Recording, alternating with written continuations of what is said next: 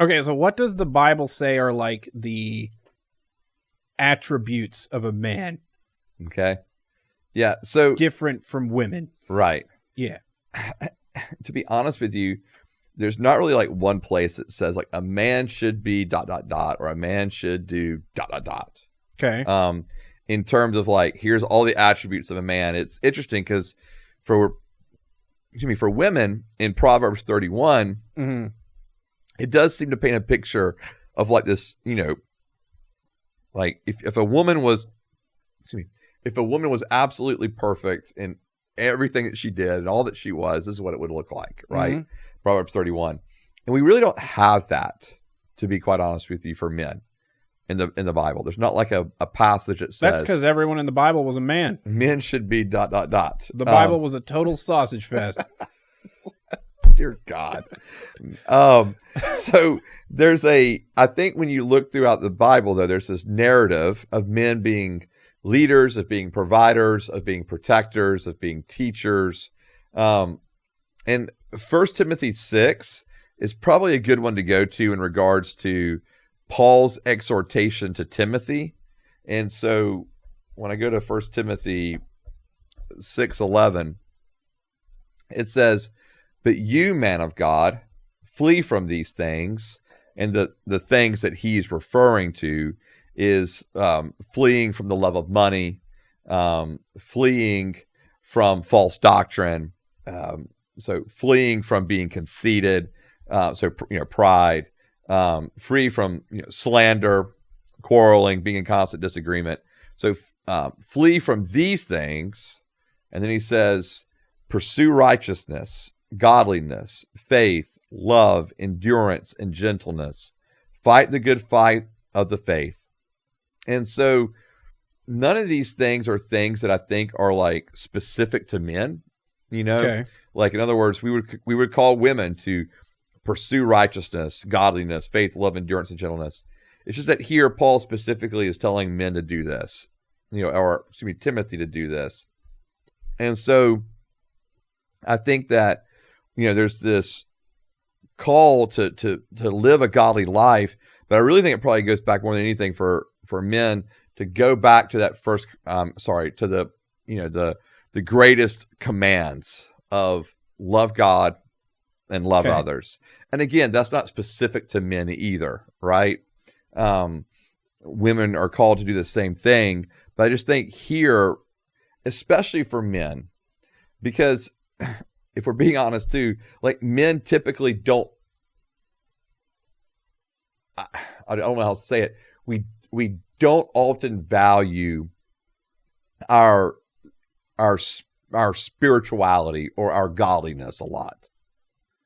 Okay. I think there are some men that want to be men of character, to be men of integrity, but I don't think we connect that often enough with our spirituality.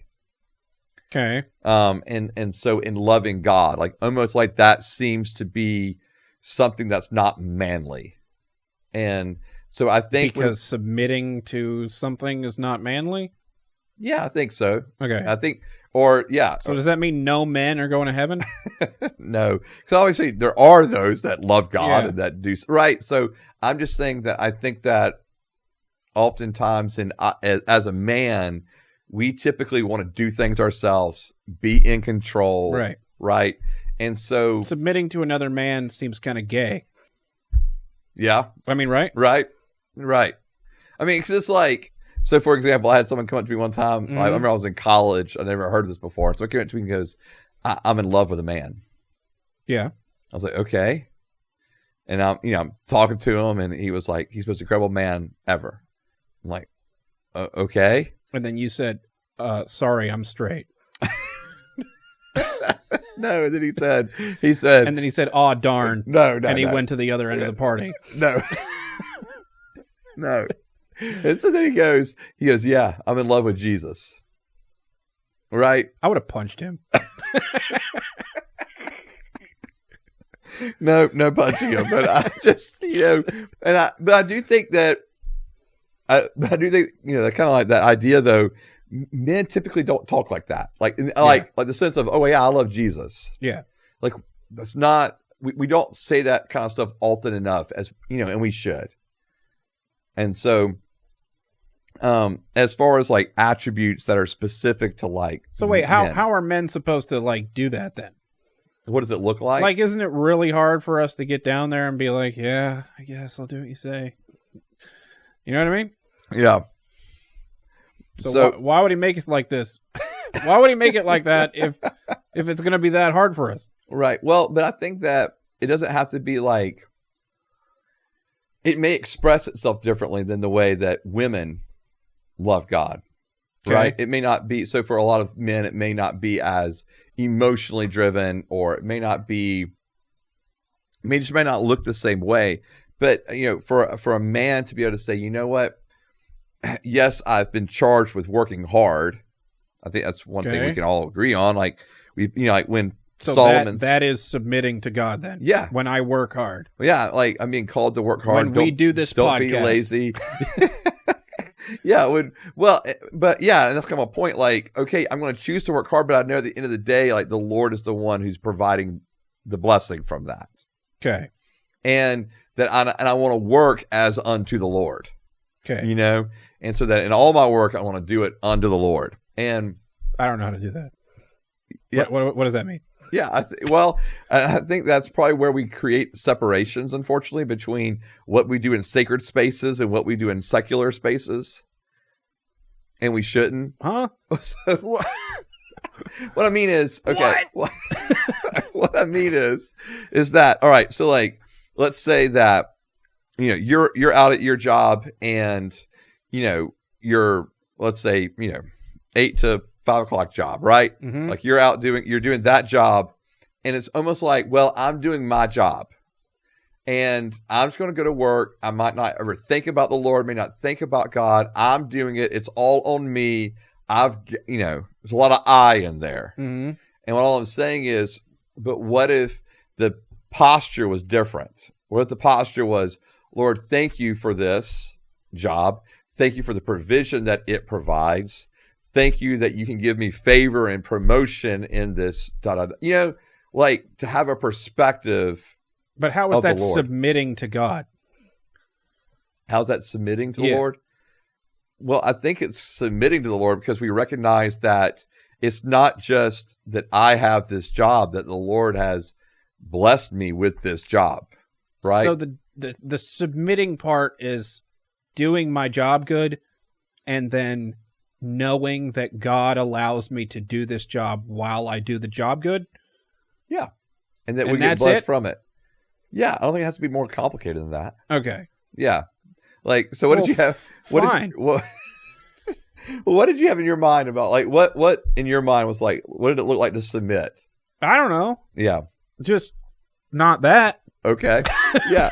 And all I'm saying is, I think what I was getting to was, I think that when we get into our job, it's kind of like we just kind of get locked in. Yeah. Like, I'm doing this. Here I go. I've got to make it work. And it's all on us somehow. And all I'm saying I guess I'm just confused about how that is submission, though. Well, it's because it's submission. By just doing what he told us to do. Well, even though submitting though? Well, right, but I could do my job good without doing that. Sure. So how does the simple act of recognizing that he gave me this job mean I'm submitting? Because then it means, too, that all the work, the pressure of the job's not on me, right? Okay. Like, it's actually like, Lord, I'm entrusting you in my life with this job. Yes, I'm going to do it under you as faithfully and as I know, with integrity as I know how. But at the end of the day, you're the God who gives. You're the God who takes away. You're the God who blesses. You're the God who withholds. So at the end of the day, it's really all in your hands anyways. Okay. Okay. Yeah. I think I understand. Okay. I guess I'm just confused. Like, I could do my job without thinking all those things. Sure. The exact same amount of good at my job than I would do with thinking about all those things. So how does doing the job good, right, just because God told me to, make me submitting to him if I could do the job just as good without submitting to him. Well, okay, fair. Does that make sense? Sure. Okay. Fair. And so let's say that you say I can do the job just as well without him, right? Right? Okay. However, okay. You couldn't do your job just as good without him because you're a pastor. So maybe you don't understand.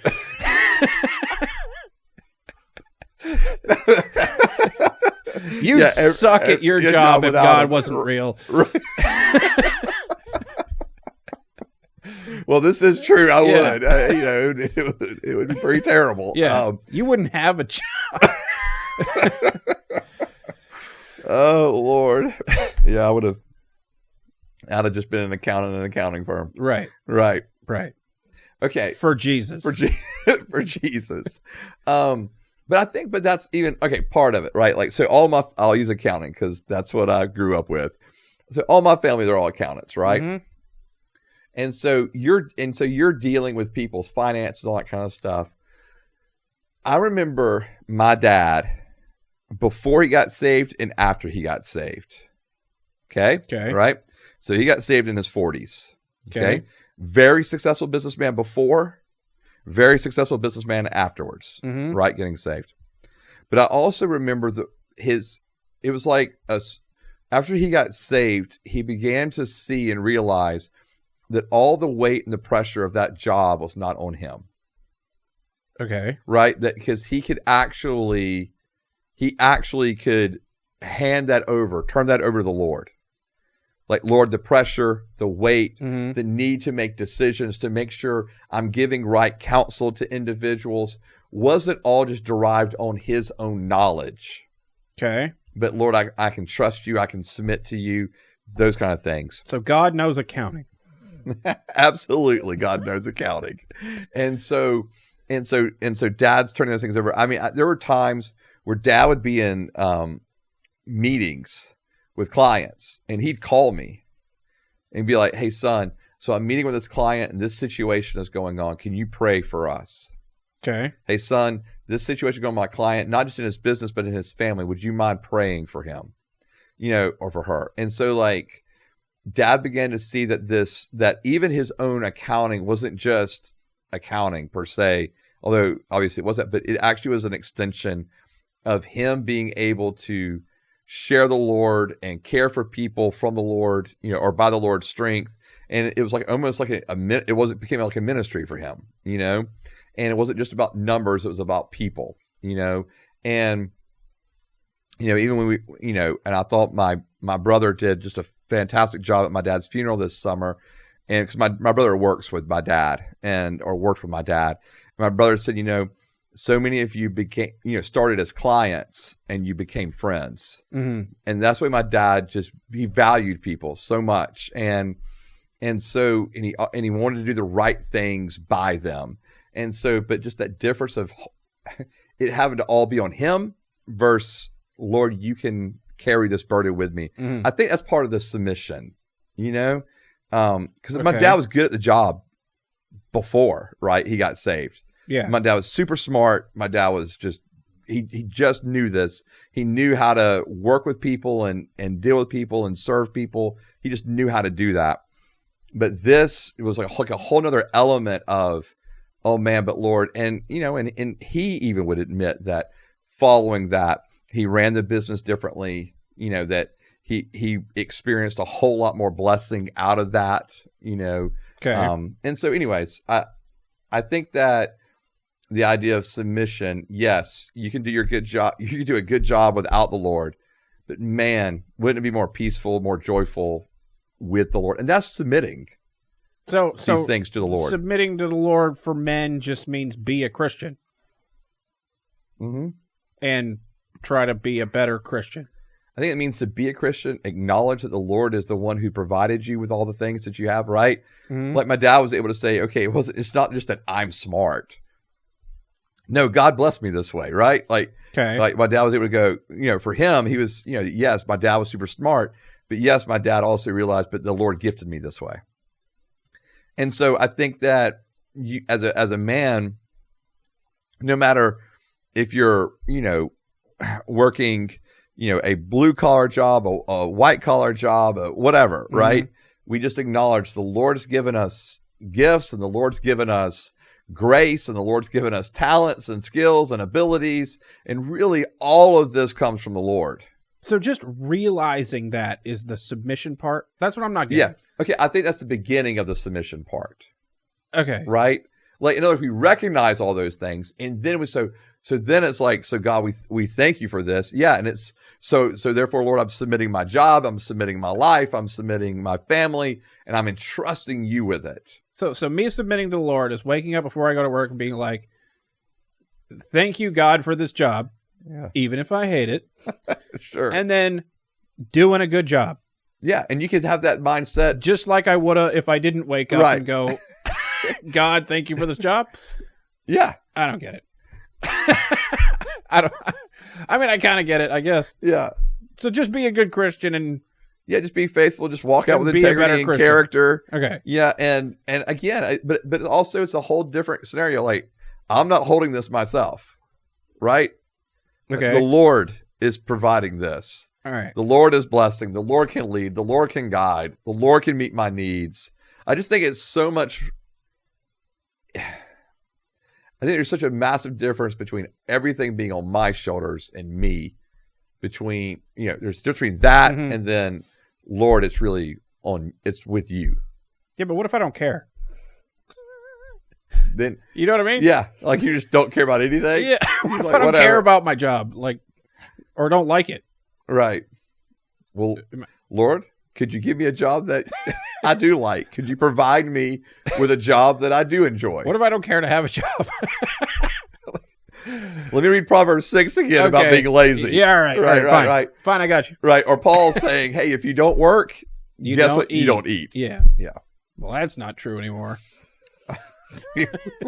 We're not going there on this episode. Or maybe we should. I don't know. Maybe there's some men that need to hear that too. Yeah, okay. Yeah. Yeah. Because it can go both ways, right? You have the workaholic man. Yeah. We've talked about this before. And you have just the lazy one. We talked sloth. Yes. Yeah. We did sloth. Yeah. Watch the episode on being slothful.